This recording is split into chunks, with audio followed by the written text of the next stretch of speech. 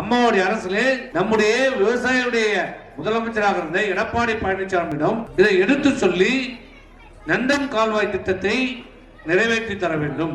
முதல் கட்டமாக அந்த திட்டத்தை பணியை நிதி ஒதுக்கீடு செய்து அம்மாவுடைய அரசு காலத்திலே அந்த நந்தன் கால்வாயை சீர்படுத்தினோம். அதை நிறைவேற்ற வேண்டும் என்று சொல்லப்பட்டது.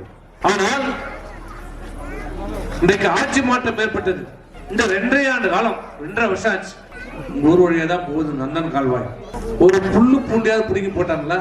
செடி கொடி வளர்ந்திருந்தா, புதர் அடைஞ்சிருந்தா, மண்ணு துட்டிருந்தா அதை பராமரித்து சீர்படுத்தி தண்ணி தங்கு தடை இல்லாமல் வந்து சேர்வதற்கு நிர்வாகம் பொதுப்பணித்துறை செயல்படுத்தணும்.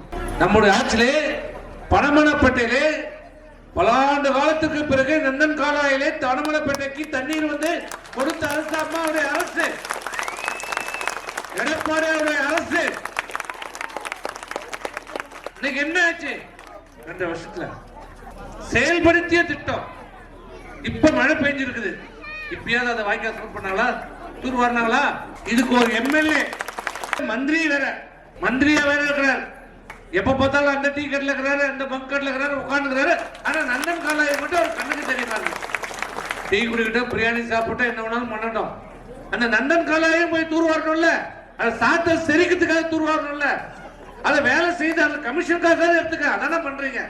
இதே கூட செய்ய முடியாத ஒரு அரசாக தான் இந்த திமுக அரசு, இந்த ஸ்டாலினுடைய அரசு இன்றைக்கு செயல்பட்டுக் கொண்டிருக்கிறது.